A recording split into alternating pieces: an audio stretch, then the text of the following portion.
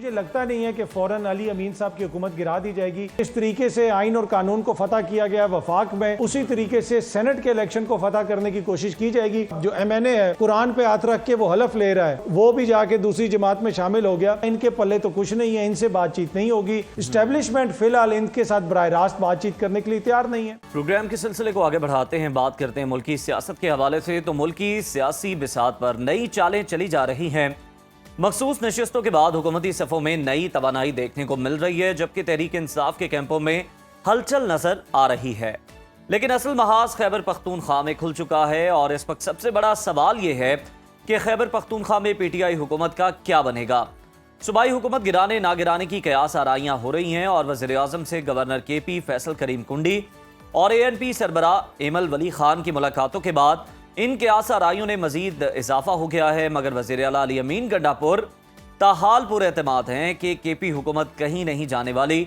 वो अपोजिशन को खुला चैलेंज दे चुके हैं कि अगर वो KP हुकूमत गिरा दें तो वो सियासत छोड़ देंगे।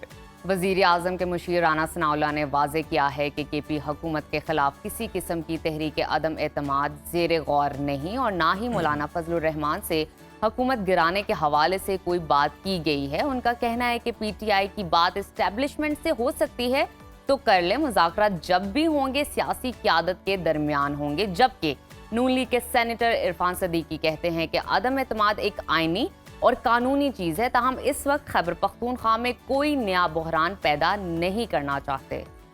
ताहम गवर्नर खैबर पख्तूनख्वा फैसल करीम कुंडी ने अली अमीन गंडापुर के चैलेंज को कबूल करते हुए ऐलान किया कि तहरीक अदम एतमाद अपोजिशन का आइनी हक है और नंबर्स पूरे होने पर यह तहरीक अदम एतमाद लाई जाएगी। दूसरी तरफ मौलाना फजलुर रहमान और अवामी नेशनल पार्टी ने खैबर पख्तूनख्वा हुकूमत की तब्दीली की खुलकर मुखालफत कर दी है। ANP के सदर एमल वली खान ने वाज़ेह अल्फाज में कहा कि उनकी जमात हॉर्स ट्रेडिंग के खिलाफ है और मखसूस नशस्तों का फैसला अवामी मैंडेट की नफी है, लिहाजा वो इस अमल का हिस्सा नहीं बनेंगे। मौलाना फजलुर रहमान ने PTI को पैगाम भिजवा दिया कि वो खैबर पख्तूनख्वा में तहरीक अदम एतमाद का हिस्सा नहीं बनेंगे और ऐसी किसी भी कोशिश की भरपूर मुखालफत भी करेंगे। उधर पंजाब में हम देख रहे हैं कि अपोजिशन की मुश्किलात हैं कि मजीद बढ़ती चली जा रही हैं। स्पीकर पंजाब असम्बली ने 26 अरकान की नाअहली के लिए इलेक्शन कमीशन में रेफरेंस दायर कर दिया और कहा है कि हल्फ की पासदारी ना करने वालों को ऐवान में रहने का कोई हक नहीं। चलें जी, इसी तमाम सूरत हाल पे बात कर लेते हैं। इस वक्त हमारे साथ मौजूद हैं सीनियर तज्ज़ियाकार अतहर काज़मी साहब। बहुत शुक्रिया अतहर साहब आपके वक्त का। सबसे पहले आपसे जानना चाहूँगी, मखसूस नशिस्तों के फैसले के बाद KP में हुकूमत की तब्दीली की गूंज सुनाई दे रही है। अली अमीन गंडापुर चैलेंज दे रहे हैं कि हुकूमत गिरा कर दिखाएं, जबकि गवर्नर KP कहते हैं कि नंबर पूरे होने पर तहरीक अदम एतमाद लाएंगे। आपको क्या लगता है कि खैबर पख्तूनख्वा हुकूमत को कितना खतरा है इस वक्त? देखिए, मुझे नहीं लगता कि KP हुकूमत को कोई फौरी खतरा है। अली अमीन गंडापुर साहब ने कोई ऐसी हरकत तो की नहीं जिससे वफाक बहुत ज़्यादा नाराज़ हो, कोई ऐसी सियासी मज़ामत हो। मैं एडमिनिस्ट्रेटिव लेवल के ऊपर बात कर रहा हूँ।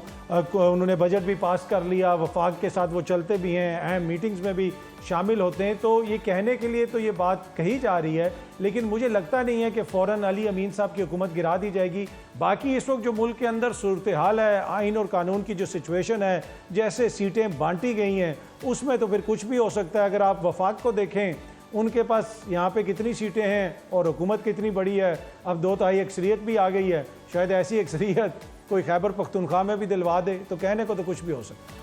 बिल्कुल आप ठीक कह रहे हैं। अभी तक को अली अमीन गंडापुर साहब ने हमने देखा कि वफाक के साथ मिलकर बड़ा स्मूथली चलाया, बेहतर तरीके से चलाया, तो इस तरह की कोई गुंजाइश नहीं। लेकिन मुल्की सियासत में किसी भी वक्त कुछ भी हो सकता है। हॉर्स ट्रेडिंग और नंबर गेम में तब्दीली अब एक रिवायत बन चुकी है। अपोजिशन को 73 का हिस्सा पूरा करने के लिए और सिर्फ 20 आज़ाद अरकान की जरूरत है।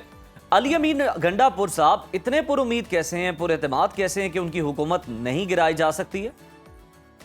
देखिए, ये बड़ी अनफॉर्चुनेट जो यकीनन जिसकी जानिब आपने भी इशारा किया कि हॉर्स ट्रेडिंग एक नॉर्मल चीज़ बन गई है। पहली बात यह है कि हमने इसको नॉर्मलाइज नहीं करना। जो लोग भी ये करते हैं वो कतन ना मुल्क के दोस्त हो सकते हैं, ना वो आइन के दोस्त हो सकते हैं। ये वो लोग हैं जिनकी वजह से हमेशा हमारे मुल्क को नुकसान पहुंचा। इनको शर्म आनी चाहिए जो अपना वोट बेचते हैं। क्या अवाम इनको वोट इसलिए देती है कि वो बेच के PTI में शामिल हो जाएं या नून लीग में शामिल हो जाएं? तो जो भी ये करेगा, मेरे ख्याल में वो पाकिस्तान की सियासत के साथ कोई अच्छा काम नहीं कर रहा होगा। हाँ, क्या अब ऐसा वहाँ पे हो सकता है? माजी के अंदर तो हुआ, लेकिन इस वक्त जो मौजूदा हालात हैं उसमें पहले जो टेस्ट आएगा वो आएगा सेनेट का इलेक्शन, और इसी वजह से मुझे नहीं लगता कि सेनेट के इलेक्शन से पहले हुकूमत को गिराने की कोशिश की जाएगी। पहले जिस तरीके से आइन और कानून को फतह किया गया वफाक में, उसी तरीके से सेनेट के इलेक्शन को फतह करने की कोशिश की जाएगी। अगर वहाँ पे इनकी बात चल गई, कुछ लोगों के ज़मीर जाग गए और कुछ लोग जाके हुकूमत के साथ शामिल हो गए, तो फिर ये शायद हुकूमत की तब्दीली का फ़ैसला करें। हाल ही में हमने देखा कि एक शख्स जिसका जो MNA है, कुरान पे हाथ रख के वो हलफ ले रहा है और वो भी जाके दूसरी जमात में शामिल हो गया। तो ये तो इस वक्त हमारी इखलाकियात की हालत है।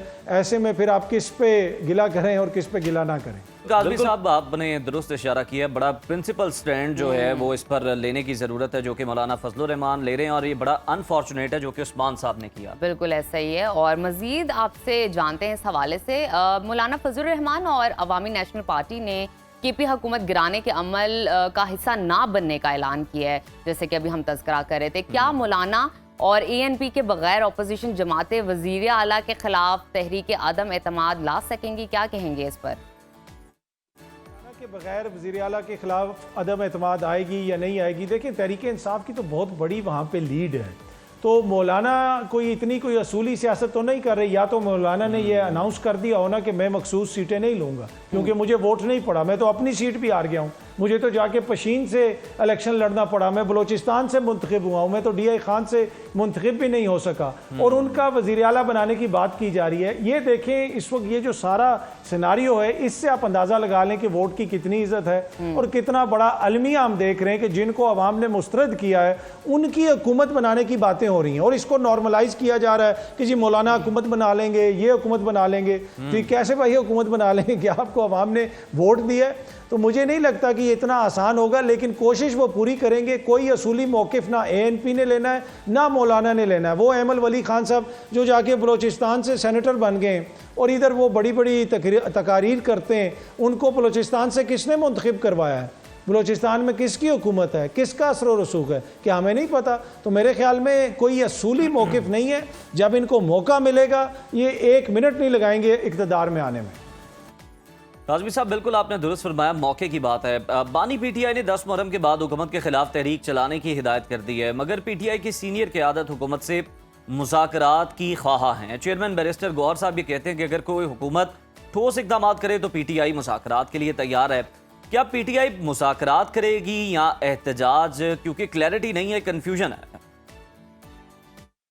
मिक्सचर ही कोई चीज़ें होंगी टू बी ऑनेस्ट। कुछ लोग ये कहते हैं कि हुकूमत से मुज़ाकरात किए जाएं, लेकिन तहरीक इंसाफ के अंदर एक धड़ा ऐसा कहता है जो कहता है कि जी हुकूमत से मुज़ाकरात नहीं होने चाहिए, सिर्फ इस्टेब्लिशमेंट से मुज़ाकरात होने चाहिए। और ये वो धड़ा है जिसको खान साहब लीड करते हैं।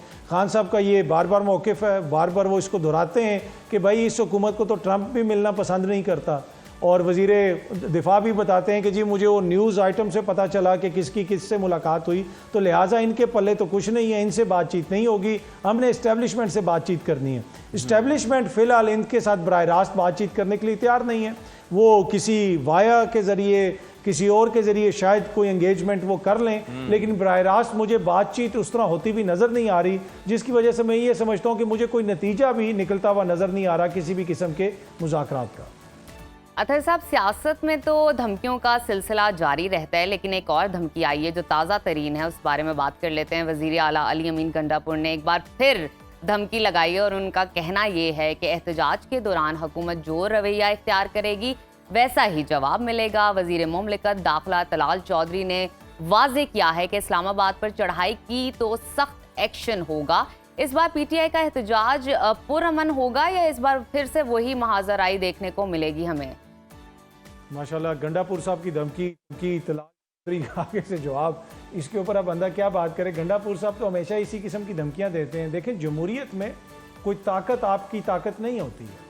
आपकी ताकत जो है वो वोट होता है, वो अवाम की मंशा होती है। इस वक्त वोट जो है खैबर पख्तूनख्वा में इमरान खान साहब के साथ है, तहरीक इंसाफ के साथ है। पूरे मुल्क के अंदर भी जो सूरत हाल है वो हमारे सामने है। हम आपने आपको एक दूसरे को तसल्लियाँ देने के लिए जो मर्जी कहते रहें, ख़त्म शुद्ध कर दें, वो कर दें, ये कर दें, आज मैं और आप भी इस मामले पे गुफ्तगू कर रहे हैं, इसलिए कर रहे हैं कि ये रेलेवेंट चीज़ें, तो मुझे नहीं लगता कि कोई ऐसा खुदा न खास्ता एहतजाज होगा जिसमें कोई बहुत बड़ा तसादुम होगा।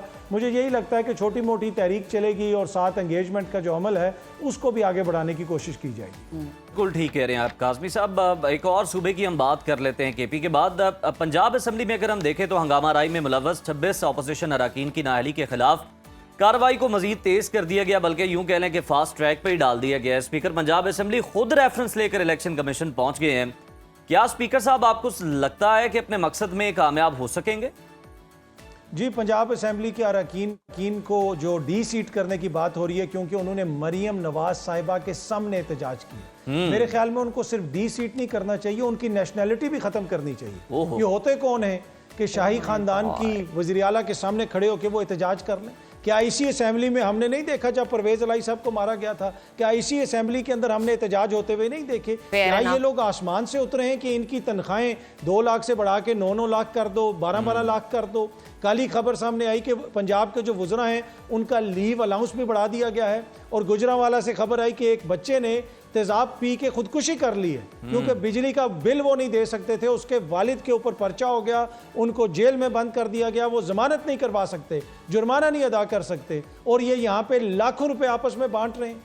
और जी मरियम के सामने एहतजाज हो गया है तो लिहाजा इनको डी सीट कर दो। भाई डी सीट ना करें, आप इनकी नेशनैलिटी ख़त्म करें ताकि जान छूट जाए, और जितने भी पाकिस्तानी हैं इन सब को कहीं पे भेज दें, और सिर्फ यहाँ पे जो शाही ख़ानदानों के बच्चे हैं उनकी खिदमत करे, मीडिया भी खिदमत करे, ब्यूरोक्रेसी भी करे, सब लोग मिल के करें। मेरे ख्याल में बड़ा अच्छा कदम है। इनको डी सीट भी करना चाहिए, इनकी नेशनैलिटी भी ख़त्म करनी चाहिए। काज़मी साहब, आपने सही इशारा किया, बहुत शुक्रिया आपके वक्त का।